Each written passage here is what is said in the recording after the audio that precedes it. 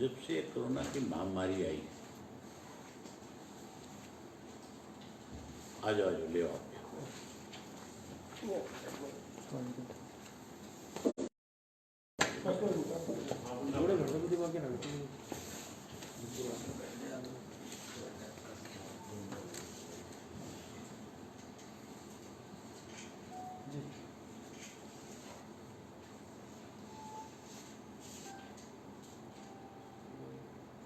जब से कोरोना की महामारी हमारे देश में इसने दस्तक दिया, हमारे देश में जब से इसने इंटर किया, उसके बाद केंद्र की सरकार की तरफ से बड़ा फैसला लिया गया कि लॉकडाउन किया जाए और पूरे देश के लोगों ने उनके इस फैसले को मान लिया। अब एक दूसरा लॉकडाउन और केंद्र के सरकार की तरफ से, प्रधानमंत्री की तरफ से फिर कहा गया, लोगों ने उसकी भी पालना की। लेकिन हमारे यहाँ हरियाणा प्रदेश के अंदर जहाँ लोग इसकी पालना कर रहे थे, वहीं किसान की फसल पक करके तैयार हो रही थी और किसान की फसल की कटाई के लिए लेबर चाहिए, उसकी कढ़ाई के लिए लेबर चाहिए थे। लेबर जो कि सारी की सारी हमारे यहाँ से पलायन करके चली गई। किसान के सामने एक सबसे बड़ी दिक्कत और कठिनाई तो लेबर की है, चाहे वो सरसों की कटाई थी, चाहे चने की है और गेहूँ की है। सरकार ने बारी बारी ये बात कही, मुख्यमंत्री ने हमारे साथ एक वीडियो कॉन्फ्रेंसिंग करी, उसमें खुल के ये कहा था कि हम एक एक दाना सरसों का और एक एक दाना गेहूं का खरीदेंगे। हमने मुख्यमंत्री जी से कहा था कि अब की बार तो कोई दूसरी स्टेट से भी हमारे यहाँ फसल नहीं आ सकती। पहले पंजाब से, राजस्थान से, आपके उत्तर प्रदेश से, दिल्ली से इनकी फसलें हमारे यहाँ आकर के मंडियों में बिकती थी, लेकिन अब की बार तो वो दिक्कत भी नहीं है। और आप कह रहे हो कि हम एक एक दाना खरीदेंगे, तो हमने पूछा कि आपने इंतजाम क्या किया। उन्होंने कहा कि हमने 2000 मंडियाँ बनाई हैं, हर 3 किलोमीटर के ऊपर एक मंडी बनाने का प्रदेश में काम किया और हमने उन मंडियों में अपने अधिकारियों की ड्यूटियां लगाई है कि वो परचेज करें। पहले दिन जब सरसों आई, सरसों का इलाका क्योंकि सबसे ज़्यादा बड़ा जो है वो महेंद्रगढ़, रेवाड़ी है, आपका मेवात है और मेवात के साथ साथ ये जो आपका भिवाड़ी है, फिर फतेहाबाद है, सरसाई जो राजस्थान के साथ लगती है हमारी बेल्ट है, उसमें सारे में। और वहाँ मंडियों में इस किस्म के हालात हो गए। मैंने स्पेशली अपनी पार्टी के डिस्ट्रिक्ट के अध्यक्ष, हल्का के अध्यक्ष और पार्टी के अन्य प्रकोष्ठों के जो जिम्मेवार व्यक्ति थे, उनसे एक जिम्मेवारी लगाई थी कि आप मंडियों में जाना और मंडियों के अंदर जा कर के खड़े होकर के सारी चीज़ को वॉच करना, देखना अच्छी तरह से कि कहीं कोई गड़बड़ तो नहीं है। अगर कोई गड़बड़ हो रही है तो आपने उसके लिए विवाद नहीं खड़ा करना, आपने उसकी वीडियोग्राफी करनी है और वीडियोग्राफी करके मुझे आपने उसको भेजना है लिंक को, ताकि जब दोबारा मुख्यमंत्री के साथ हम बैठें तो उनको बता सकें कि आप एक एक दाना खरीदने की बात करते थे, लोग परेशान हो गए। मुख्यमंत्री ने दोबारा हमारे साथ वीडियो कॉन्फ्रेंसिंग नहीं करी, ना हमें कोई मैसेज भेजा। आज 10 दिन हो गए सरसों की खरीद और अब गेहूँ की खरीद को शुरू हुई। गेहूँ की खरीद के अंदर सरसों में जहाँ किसान को लूटा इन्होंने, मस्टर्स के नाम के ऊपर, आपको हैरानी होगी, मेरे को टेलीफोन कर दिया, हमारे गांव के 20 लोगों को फ़ोन कर दिया कि आप अपनी सरसों लेकर के आ जाओ, आज आपके सरसों खरीदेंगे। वहाँ जो लिस्ट लगी है उसमें उन लोगों का नाम नहीं है। आप 20 मील दूर ट्राली लेकर के जाते हैं, ये तो 3 किलोमीटर की बात करते हैं, वो भी एक बहुत बड़ा झूठ था। कोई 3 किलोमीटर पे नहीं था, कोई 10 किलोमीटर की दूरी पे था, तो 15 किलोमीटर की दूरी पे। आप अपना सारा काम छोड़ करके खेत से, घर से सरसों भर के ट्राली की लेकर के जाते हो, जाते आगे से जो अधिकारी बैठा है कोई रिस्पॉन्सिबल नहीं था इस बात का कोई जिम्मेवार नहीं था कि भी आप सरसों लेकर के आगे मैं ऊपर बात कर लेता हूँ। इतनी किसी में हिम्मत नहीं थी कि कोई ऊपर डीसी से बात कर ले, या कोई ऊपर डायरेक्टर से बात कर ले, या कोई एससीएस से बात कर ले, या कोई किसी मिनिस्टर से बात कर ले। भी किसान सरसों लेकर के आ गया जी, हम इसका क्या करें। उस किसान को ये कह दिया कि तुम अपनी ट्रालियाँ वापस ले जा। वो भरी भराई ट्राली शाम तक वहाँ खड़ी करके वापस ले गया। आप वीडियो देखे होंगे कि जगह जगह आपके जो पत्रकार साथी हैं जिन्होंने आजकल यूट्यूब के साथ अपने चैनल जोड़ रखे हैं, उन सब ने भी उसको सारे को दिखाया। मैंने इसके लिए कोशिश करी अधिकारियों से बात करने की, मैंने चीफ मिनिस्टर से बात करने की कोशिश करी कि सारे सिस्टम को ठीक नहीं करोगे तो आज इस महामारी की वजह से लोग पहले ही परेशान हैं। और किसान अपनी खेत की फसल को अपने घर में कहाँ रख सकता है? जिस पे 5 एकड़ ज़मीन है उस पर तो रहने लायक घर भी नहीं है, उसके पास कहाँ गोडाउन होगा, वो कहाँ रखेगा उस सरसों को, अपने को कहाँ रखेगा अपनी गेहूँ को। गेहूँ तो इतनी का आप घर में रखते हो जितनी आपको 1 साल चल सके, इससे ज़्यादा गेहूँ तो आप रख ही नहीं सकते। तो स्टोरेज बंद है। हाँ, सारा कुछ बंद है। लेकिन जब गेहूँ की खरीद शुरू हुई तो उसमें इन्होंने एक और ऑर्डर पास कर दिया। ये कर दिया कि सारी ऑनलाइन खरीदी जाएगी, सारी पेमेंट जो है उसके लिए 7 बैंक इन्होंने अलग अलग बताए। हैरानी की बात है, यस बैंक भी उसमें एक है, जिस बैंक पे कल ब्लैक लिस्टेड की सूची में जो आ गया था। हर जमींदार, हर आदमी, जमींदार क्यों, इंडस्ट्रिस्ट भी है, आप हो, मैं हूँ, हर आदमी इस बात से डरता है कि ऐसे बैंक में मेरा पैसा नहीं जाए जो बैंक कल को दिवालिया हो। हाँ, और उनमें वो 7 बैंक उन्होंने वो रखे हैं प्राइवेट, जबकि स्टेट बैंक की शाखाएं तकरीबन गांव में है।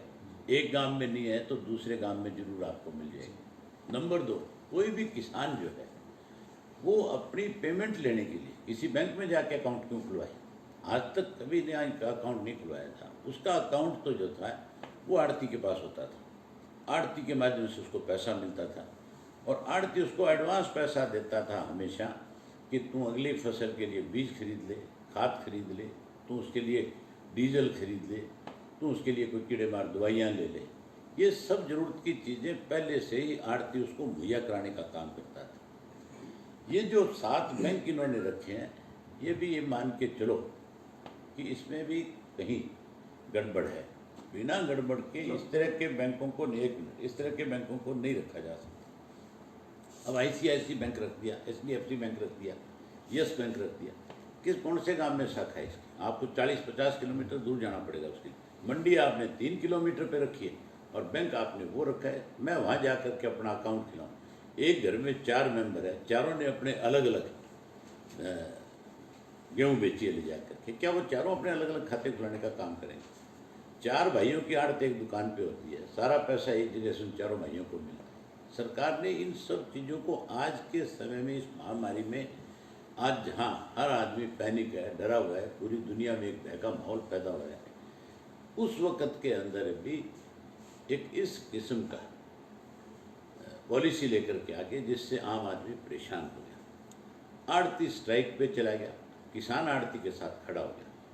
सबसे बड़ी दिक्कत आज अगर आई है तो उस लेबर क्लास को, धानक समाज के लोगों को आ गई, जो मंडी में बैठ करके बोरियां भरने का काम करता था, जो झाड़ लगाने का काम करता था, जो तुलाई और ढुलाई का काम करता था, आज उसको रोजी रोटी के लाले पड़े हुए, वो भूख मर रहा है बेचारा। आज उसका कोई वाली वारिश नहीं है। मैंने इसलिए मंडियों के कार्यक्रम बनाए थे कि मुझे मंडियों से टेलीफोन आए कि हमारे ऊपर बहुत बड़ा अत्याचार हो रहा है, और मैं जा कर के मंडियों में लोगों से मिल कर के, आड़ती मिले, किसान मिले, मजदूर मिले, सब ने अपनी अपनी बात रखी। मैंने उनसे कहा कि मैं आपको बात को चीफ मिनिस्टर के आगे रखूँगा, मैं 100% आपकी बात से सहमत हूँ, मैं आपके साथ हूँ, हमारी पार्टी का एक कार्यकर्ता आपके साथ खड़ा मिलेगा। लेकिन मैंने कल एक चीज़ महसूस करी साथ साथ, ये महामारी जो है इसके अंदर जो डॉक्टर्स हैं, जो विशेष रूप से इसकी जानकारी ज़्यादा रखते हैं, उन्होंने सब ने ये बात कही है कि हर हालत के अंदर एक सोशल डिस्टेंस जरूरी है। अगर सोशल डिस्टेंस नहीं रहेगा तो ये महामारी बढ़ सकती है। और आज की तारीख में क्योंकि हमारे यहाँ दूसरी स्टेटों से बहुत सारे लोग आ रहे हैं, कोई कंबाइन लेकर के आ रहा है, कोई लेकर छोटी मोटी लेबर आ रही है, अगर उनमें किसी में इस किस्म की कोई लक्षण है और वो मंडी में खड़ा है और मैं अगर मंडी में जा रहा हूँ, मेरे जाने से वहाँ लोग इकट्ठे होते हैं, मैं हालांकि जाते सबसे पहले उनसे रिक्वेस्ट करता हूँ कि आप पहले सोशल डिस्टेंस बनाओगे तब मैं आपसे बात करूँगा। लेकिन कल मैंने ये बात महसूस करी कि बहुत सारी मंडियों में हजारों की संख्या में भी लोग आ गए थे। इसलिए मेरी एक जिम्मेवारी बनती है कि मुझे लोगों को जहाँ सबसे ज़्यादा ये बात बतानी चाहिए कि सोशल डिस्टेंस ही इस बीमारी का अंत है, हम इस पर जीत तभी हासिल कर पा सकते हैं। इसलिए मेरे बहुत सारे साथियों के रात को जब उन्होंने वीडियोस देखी या जिन लोगों ने मुझे फॉलो किया था, उनके टेलीफोन आए मेरे पास, उन्होंने मुझे कहा कि जी हमें सोशल डिस्टेंस बढ़ाना बहुत ज़रूरी है, जिस काम में आप और हम लगे हैं वो भी हमारे लिए बहुत ज़रूरी है। हरियाणा प्रदेश के कोई व्यापारी पे अत्याचार करे, कोई किसान को आज कमज़ोर करने की कोशिश करे, कोई मजदूर को भूखा मरने पर मजबूर करे, तो हमारी जिम्मेवारी है कि हम उनकी मदद के लिए जा कर के खड़े हों। मैं उनके साथ बड़े तय दिल से हूँ और मैं इस हक में भी हूँ कि सोशल डिस्टेंस बना रहे और इस कोरोना जैसी लड़ाई से जीतने का काम किया जाए। मैं मुख्यमंत्री से आपके माध्यम से कहना चाहता हूँ कि उनको इस बात के ऊपर फिर से विचार करना चाहिए, ये ज़रूरी है। अगर उन्होंने विचार इस बात पे नहीं किया तो कल को किसान भी सड़कों पे मिलेगा आपको, और कल को व्यापारी भी, आज जिसने अपनी दुकान का शटर डाउन के ताला लगा दिया, वो भी कल सड़कों पे आने के लिए मजबूर हो जाएगा। मुख्यमंत्री को अपने फैसलों पे पुनर्विचार हर हालत में करना चाहिए। मैं उनको इसके लिए 1 हफ्ते का समय देता हूँ कि या तो वो इसके ऊपर पुनर्विचार करें, नहीं विचार करेंगे तो फिर जो लोग वो फैसला करेंगे हम उनके साथ खड़े होंगे। हम इस महामारी से जहाँ अपने आप को बचाने की कोशिश कर रहे हैं, वहाँ ये सरकार कमेरे को, उस आड़ती को, जो उसका एक तरह से जो ATM है उसको जो मारने की कोशिश कर रही है, हम उस चीज़ को बर्दाश्त नहीं करेंगे। ये बर्दाश्त करने लायक बात भी नहीं है। इसलिए मैं मुख्यमंत्री जी से रिक्वेस्ट करता हूँ कि वो इस पर विचार करें और इस फैसले को वापस ले, पुरानी पद्धति में फिर से फसल को खरीदने का काम करें। मैं आपके माध्यम से हरियाणा के हर किसान से, हरियाणा के उस लेबर क्लास के हर व्यक्ति से जो मंडी में काम करता है और आड़ती से इस बात का विश्वास दिलाता हूँ कि मैं इस संकट की घड़ी में तुम्हारे साथ हूँ। मैंने हर मंडी में आना था, हर मंडी में आकर के आप लोगों से मिलना था, लेकिन मेरी एक बड़ी मजबूरी है कि मुझे सोशल डिस्टेंस बनाना बहुत ज़रूरी है। इस कोरोना जैसी महामारी से कैसे बचा जाए, इसके लिए हमें उस चीज़ को फॉलो करना चाहिए। इसलिए मैं आपके बीच में आने की बजाय आज प्रेस के माध्यम से उनको ये मैसेज दे रहा हूँ दोबारा से कि कोरोना की महामारी से जब हम निपट लेंगे, आप मुझे जहाँ कहोगे मैं वहीं आपके साथ खड़ा होकर के इस सरकार को मजबूर करने का काम करूँगा। और मैं सरकार को आज भी कहता हूँ कि इस तरह के गलत फैसलों पे विचार जरूर करना चाहिए। आज के समय में ज़रूरत के मुताबिक अगर कहीं आपने कोई गलत फैसला कर लिया तो उसको बदलने में संकोच नहीं करना चाहिए। मैं उम्मीद करूँगा कि सरकार इस पे विचार करेगी और हर नागरिक जो है हमारा, खेती करने वाला, मंडी में बैठा आड़ती, आपस में मेल बना करके जहाँ कोरोना को हराने का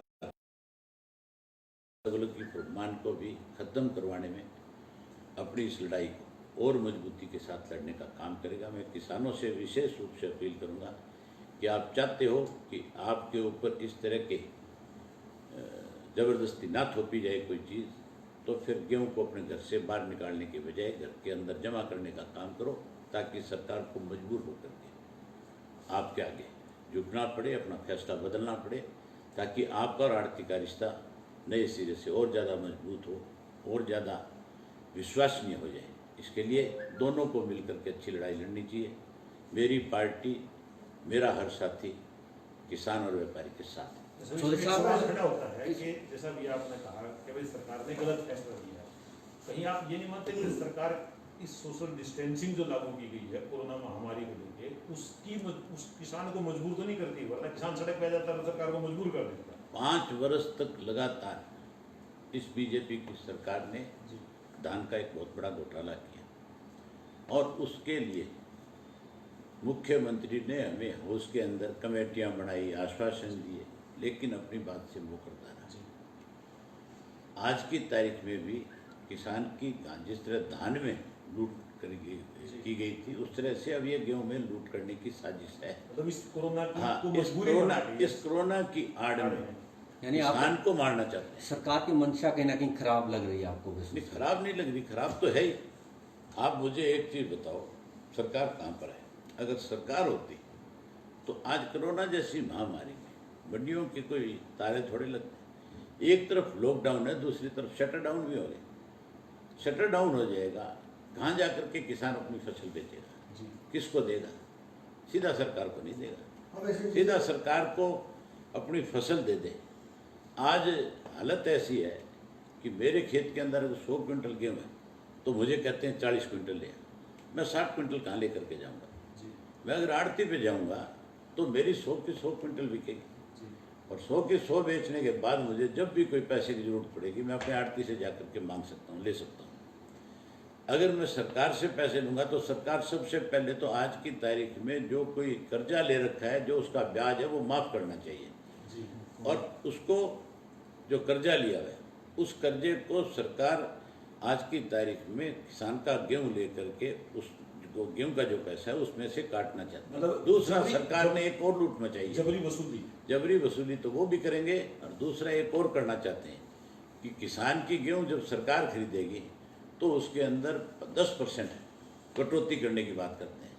ये कहते हैं कि 10% जो है आज इस महामारी के लिए किसान दे। अगर किसान से गेहूं लेना है, अगर व्यापारी और किसान से पैसा लेना है, अगर इस महामारी में सरकार के हाथ खड़े हो गए, ये कह दिया कि हमारे पास पैसा नहीं है, तो व्यापारी को बुला करके, किसान को बुला करके बात करनी चाहिए। जो अन्नदाता है वो भी दान देगा और जो दानदाता है वो भी दे देगा।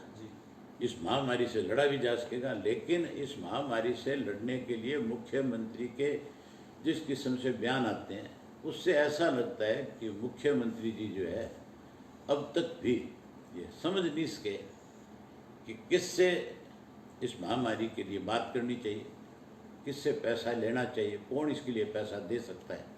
कहते हैं स्कूल के बच्चों से 5-5 रुपए देंगे। जो उनके साथी हैं, जो सहयोगी हैं, जो पार्टी उनकी, उनसे कोई पूछने वाला हो कि आप चौधरी देवीलाल की नीतियों की बात करते हो।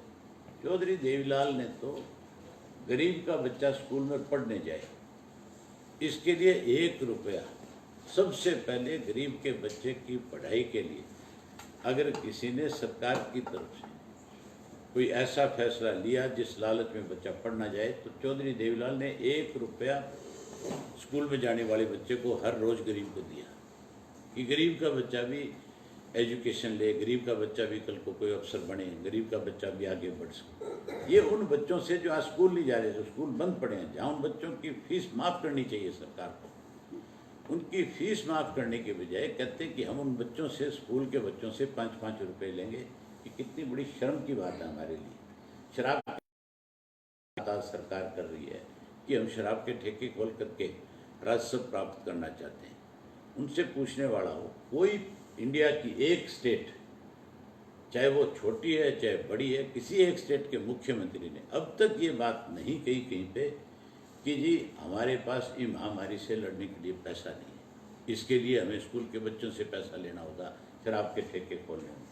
ये हमारा पहला मुख्यमंत्री है जिस हरियाणा से लोग सीखते थे। आज वो लोग इस हरियाणा की सरकार पे हंसते हैं कि मुख्यमंत्री आज जो है इस वक्त के अंदर जहाँ भीख का कटोरा लेकर के खड़ा है, वहीं किसान को, व्यापारी को, गरीब आदमी को कमजोर करने में लगा हुआ। सर आपने जैसा भी कहा कि सरकार 10 मिनट, आप तो ये क्या कह सकते हैं कि मतलब गर्दन दबा के दान दे दे। हाँ, जबरदस्ती है, इससे बड़ी जबरदस्ती और क्या होगी। दान कोई किसी से जबरदस्ती नहीं दिया जाता, दान देने वालों की कोई कमी नहीं है। हमारे वक्त में भी इस तरह की महामारी तो नहीं आई, लेकिन ये मान के चलो कि 2-3 ऐसे वक्त आए थे जिसमें एक बार तो आपको याद होगा 26 जनवरी का दिन था और गुजरात के अंदर भूकंप आया था और गुजरात के बहुत सारे शहर जो तबाह हो गए थे। हमारी गवर्नमेंट थी, पिटाला साहब ने मेरी और स्पीकर की ड्यूटी लगाई कि तुम दोनों जाओ। हम दोनों वहाँ पे गए। वहाँ का जो स्पीकर था उस स्पीकर के एरिया में, भुज के इलाके के अंदर, उस भूकंप की वजह से बहुत से लोग बेघर हो गए थे।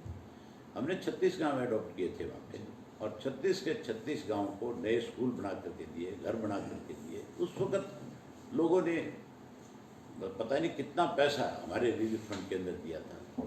हमने भी तो इस तरह की लड़ाइयाँ लड़ी है। आपको ध्यान होगा पाकिस्तान में एक बार जल जलाया था, पाकिस्तान में इस तरह से हालात बने थे। हमारे हरियाणा के लोगों ने, हमारी गवर्नमेंट नहीं थी उस वक्त, उसके बावजूद भी हमारी पार्टी के लोगों ने यहाँ से 20 ट्रक कंबल के और दवाइयों के भेजने का काम किया था। जम्मू एंड कश्मीर में इस तरह की एक बारी आपका ये भूकंप आया था, उसमें हमारी पार्टी की तरफ से अजय सिंह हमारे साथ थे, उनकी ड्यूटी लगी थी। वो यहाँ से कंबल लेकर के गए, वो यहाँ से दवाइयाँ लेकर के गए, यहाँ से डॉक्टर लेकर के गए। ये सब चीज़ें मान के चलो कि वक्त बेवक्त इन चीज़ों का सामना आपको करना पड़ेगा, लेकिन इसके लिए किसी का क्या हाथ फैलाने की जरूरत नहीं। तो क्या मानेंगे सरकार का मानसिक दिवालियापन चल सकता है इस पूरा जो जिस तरह का आपने पूरी ये इसको नैरेटिव? आप इसको मानसिक दिवालियापन कह लो, आप इसको कमजोर कह लो, आप ये कह लो कि कहीं ना कहीं ये जो लोग हैं जो आज सत्ता में बैठे हैं, जो सत्ता चला रहे हैं, उनको जरूर हो रहा होगा किसी बात। कल सरकार ने फैसला लिया है कोई भी आढ़त का अस्थायी टेम्परेरी लाइसेंस ले सकता है इस खरीद के दौरान। क्या आढ़ती और आप मुझे संबंध बिल्कुल खत्म करना चाह रहे हैं? आप मुझे एक चीज़ बताओ, वो एक तरफ तो कहते हैं कि कोई भी 3600 रुपया जमा कराओ लाइसेंस ले लो, एक तरफ जिनको लाइसेंस दे रखे हैं उनको उजाड़ने का सोचे, तो जिनको दे देंगे उनके साथ तो और ज़्यादा बुरी करेंगे। जी, लेगा कौन? किसानों के साथ इतना सब कुछ हो रहा है मगर जेजेपी चुप है इस पूरे मामले में, क्या कहेंगे? किसकी बात करते हो आप? जिन लोगों ने लोगों के साथ झूठ बोल करके, चौधरी देवीलाल की बात कह करके, चौधरी देवीलाल की जो बात करने वाले लोग थे, चौधरी देवीलाल तो किसान के साथ अगर कहीं भी हमारे प्रदेश में नहीं, पूरे भारतवर्ष में कहीं कोई किसान की अनदेखी करता था, चौधरी देवीलाल लठ लेकर के वहाँ पहुँच जाता था और तब तक वहाँ खड़ा रहता था जब तक उन किसानों के साथ न्याय नहीं हो जाता था। ये तो चौधरी देवीलाल के नाखून भी नहीं है। आप किसकी बात करते हो? मेरी समझ से बाहर है। जो आदमी मंडियों में जा कर के ये कहे कि हम राजस्थान से लेबर ले आएंगे, मान के चलो अगर चौधरी देवीलाल का उनकी रगों में खून होता, ये बात उनके मुंह से नहीं निकलती, फिर तो आज इस्तीफा फेंक के सरकार के मुंह पे मार के किसान के साथ खड़े हो जाते हैं। अवय सिंह जी, आपके हिसाब से बेस्ट मैकेनिज्म क्या होना चाहिए इस पूरे फसल की खरीद? सबसे बढ़िया तरीका था जो हमने मुख्यमंत्री को सुझाव दिया था इसके लिए। मैंने मुख्यमंत्री जी से खुल करके ये बताया था और कहा था कि व्यापारी जो है आप उसकी जिम्मेवारी लगा दो कि वो सरसों खरीदेगा और सरकार उसको पैसा देगी, उसके माध्यम से पैसा किसान के पास जाएगा। तो एक भी बोरी जो है मंडी में नहीं आती, वो घर में ही रखवा देते हैं। एक भी किसान की तरफ से कंप्लेंट नहीं आती कि मेरी सरसों नहीं खरीदी गई। वो व्यापारी ने क्या करना था, आपके जींद के आड़तियों पे ले लो, आप जितने भी आड़ती हैं जींद की मंडी के साथ लगते हुए गांव हैं, उन सब के एक दूसरे के साथ रिश्ते हैं और सब एक दूसरे की आड़त की दुकान पे लाके फसल बेचते हैं। क्या केवल गेहूं ही अकेली किसान के खेत में पैदा होती है जो सरकार कहती है मैं खरीदूंगी? या तो सरकार सारी फसलें खरीदने का फैसला ले। सरकार जो गेहूँ खरीदती है, सरसों खरीदती है, बाजरा खरीदती है और कॉटन नहीं खरीदती, कॉटन भी शीशे खरीदने का काम करती है। बाकी जो उसकी फसलें हैं वो मंडी में जाकर के उसी के माध्यम से बेचता है, गुवार बेचता है, उसके माध्यम से कोई मूंग बेचता है, सूरजमुखी बेचता है, वो सारा उसी के माध्यम से बेच रहे हैं। मतलब पैर में ही बिक जाती है फसल। हाँ, तो आप ये देखो ना कि किस तरह से उसको अगर उसके जुम्मे लगा देते ये काम, तो 100% उसने टेलीफोन के ऊपर ही अपने जमींदार से वही खरीद लेनी थी और वहीं भरवा करके रख लेनी थी और वहीं से उसी के जुम्मे लगाता कि तू अपनी ट्रैक्टर ट्राली में इसको लदा और ला करके इस गोदाम में तुलवा करके जमा कर दे, उसको पैसा पैसा मिल जाता है। मतलब आपका ये कहना है कि अगर जैसे आप कह रहे हो आड़तियों पेशियों बजाय आड़तियों को तंग करने के, अगर आड़तियों को विश्वास में लेकर चलते तो ना मंडी में भीड़ लगती ना जरूरत पड़ती। हमारे कोई आज का ये सिस्टम नहीं है। हमारे पहली मंडियां जब बनी थी वो 67 में बनी थी। पंजाब के अंदर हमारे से पहले मंडियां थी। हमारे मंडीकरण बोर्ड 67 में बन गया था। जब बोर्ड बन गया और बोर्ड ने दुकानें काट दी, एक एक दुकान की कीमत मंडी में 5-5 करोड़ रुपए है। और अगर आड़तियों के पास काम नहीं होगा तो दुकान मिट्टी होगी कि नहीं होगी। और ये एक्ट बना हुआ है कि उस मंडी के अंदर जो दुकान है उसमें स्वयं आड़त के आप दूसरा काम नहीं कर सकते। दूसरा कुछ नहीं कर सकता। तो फिर काम ही नहीं कर सकोगे कोई, आप तो सड़क पे आ गए, आपके बच्चे तो भूख मरेंगे कल।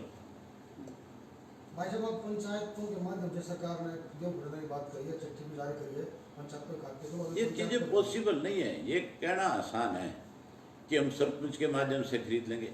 सरपंच गांव के अंदर 2 धड़ों में बटा हुआ है, कैसे खरीद लोगे आप? सरपंच ने पीटन में लोग तैयार बैठे। नहीं, मैं बताऊं भी सरपंच तो 2 धड़ों में बटा हुआ है ऑटोमेटिक। जो सरपंच गांव के अंदर चुनाव लड़ करके बनते हैं, कई दफा ऐसे हालात हो जाते हैं कि आपस में मरने मारने को भी आ जाते हैं। तो फिर वहां कैसे खरीद हो जाएगी? क्या तरीका है इसका? सरपंच, मान लो मैं सरपंच हूँ मेरे गांव का, और मेरा जो अपोजिट ग्रुप है, मैं कहूँगा इसकी कणक तो बर्बादी कर दे, इसकी तो खरीद नहीं है। नहीं, फिर क्या करोगे आप? विवाद मतलब करना पड़ेगा। कोई भी फैसला लेने से पहले आपको उसके अच्छे बुरे को जरूर ध्यान में रखना होगा। अच्छा, एक और है क्या, आपने अभी कहा ना यस बैंक जैसे ब्लैक लिस्टेड बैंकों में खाते खुलवा, क्या इसके पीछे कोई कमीशन का खेल है? कमीशन का है 100%। प्राइवेट बैंकों को देने की जरूरत ही नहीं, आप खाता ही खुलवाना है, कोऑपरेटिव में खुलवाओ, आपके जो नेशनल बैंक हैं आप उनमें खुलवाओ, चाहे वो भारतीय स्टेट बैंक ऑफ इंडिया है, चाहे आपका पीएनबी का बैंक है, जिनकी शाखाएं आपके गांव तक है, आप उनमें खाते खुलवाते तो अच्छी बात थी। सातों के सातों बैंक प्राइवेट ले लिए, एक भी सरकारी बैंक नहीं है, तो इसका मतलब वहां भी कोई ना कोई कमीशन खोरी हुई है। ये लोग तो पैसा लूटने में लगे हुए हैं। इस कोरोना जैसी महामारी में भी इनकी सोच एक है, थोड़ा सा ध्यान से जाकर के इस चीज की पड़ताल करने की जरूरत है। मेरे पास तो सारी चीज रिकॉर्ड में है। जो मंडियों के टेंडर हुए हैं, लदाई और ढुलाई के जो हैं, तुलाई के जो हैं, उसमें 40% अबाउट टेंडर हुए हैं, और एक एक जिले में एक एक आदमी को टेंडर दिए हुए। और उसमें जो सबसे बड़ी बात है वो ये देखने वाली है कि कुछ ब्लैक लिस्टेड लोग हैं, उनको भी दे दिए, 40% अबाउट दिए। अगर कहीं किसी ने 22 टेंडर अलग अलग कॉल किसी ने भर रखे हैं तो 21 के रिजेक्ट करके एक आदमी को दे दिए।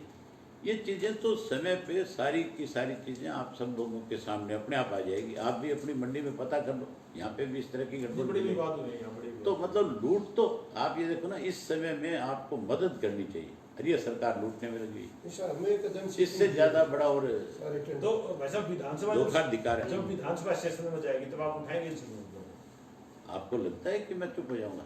तो किसानों की उम्मीद आपसे ही है नहीं, आपको लगता है कि मैं कहीं चुपचाप बैठ करके सारी बात सुन लूंगा, सहन कर लूंगा? विपक्ष के नेता होने के भले अकेले विधायक हो, नाते बट आज विपक्ष आप तो आप ही हो। हैं? किसान के लिए इस तरह से फील्ड में आके काम करने वाले आप ही हो, तो फिर आप मेरा बहुत मन था इस वक्त में कि मैं गांव इस बात के लिए जागृत करूं, मैं हर मंडी में जाकर के व्यापारी से मिलकर के बात करूं, लेकिन मेरे सामने सबसे बड़ी मजबूरी है वो तो आप कहीं कह देंगे वही कहीं ये लोकल जो सोशल डिस्टेंस है। मुझे इस चीज़ की परवाह नहीं है कि मेरे बारे में कौन क्या लिखेगा, कौन मेरे बारे में क्या कहेगा, मैं इस बात से भी नहीं डरता। लेकिन मेरी एक जिम्मेवारी है कि जो डॉक्टरों की राय है, जिस तरह से डॉक्टर्स कहते हैं, मुझे उस चीज़ को ध्यान में 100% रखना पड़ेगा कि सोशल डिस्टेंस बने।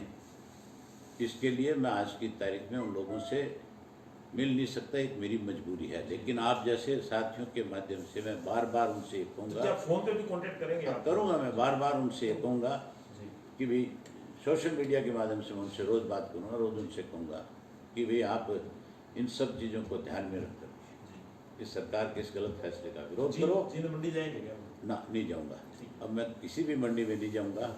जितनी मंडियों में अब तक जा चुका हूँ, जाया मैंने कल देखा कि हाँ, बहुत वो सारी भीड़ जगह लग जाती पे है, भीड़, हाँ। बहुत सारी जगह पे लोकल जो सोशल डिस्टेंस की बात आती है उसको लोग फॉलो नहीं करते। मैं नहीं चाहता कि कहीं कोई छोटी मोटी बात मेरी वजह से। अब नई दिक्कत ये है ना, जैसे कल पिंटू ये लुधियाना प्रत्येक सेंटर है, बम्बेवा के 2 किसान अपने गेहूँ लेके आ गए, उनके तो SMS गए हुए नहीं थे, जिनके SMS गए थे वो लेके नहीं आए, वो कहते मेरी ले लो, नहीं, मेरा तो नंबर ही है, तू आप उठा ले। एक चीज देखो ना, SMS उस किसान को करते हैं जिसकी गेहूं निकली नहीं अब तक, जी हाँ, अभी तक खेत में खड़ी है। वही दिक्कत आई। उसको तो कहते हैं तू गेहूं लिया, हाँ, और जिसकी आ गई जिसकी निकल गई उसको कहते हैं तू 4 दिन ठहरे। तेरा नंबर नहीं आ रहा है। जो लेके आ गया बोले तेरे नवी खरीदेंगे। हाँ। कल तो भाई साहब यहाँ FCI थी जो एजेंसी थी, उसने हाथ खड़े कर देना हम नहीं खरीदेंगे, हमारा एक्सपीरियंस ही नहीं है ट्रैक्टर खरीदने का।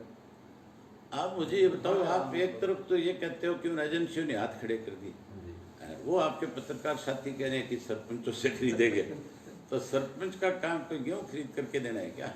रोडवेज और मास्टर भी, वो टिकट काटनी है, रोडवेज के कर्मचारी मास्टर नहीं, ऐसी पहली बार हुआ वैसे ऐसा। मुझे लगता है कि कोई और ऐसा फरमान ना जारी कर दे सरकार जिससे पत्रकार साथियों को भी जाकर के खरीदनी पड़े। आप किसानों की पीड़ा को लेकर मंडी में आए, लेकिन मजबूरी में सब मंडिया में नहीं जा पाएंगे। प्रमुख विपक्षी दल कांग्रेस के बारे में मजबूरी बस नहीं, मेरी एक जिम्मेवारी है, मैं अपनी जिम्मेवारी को समझता हूँ। मैं कल मंडियों में जा कर के आया हूँ, मैंने कल 14 मंडी की थी।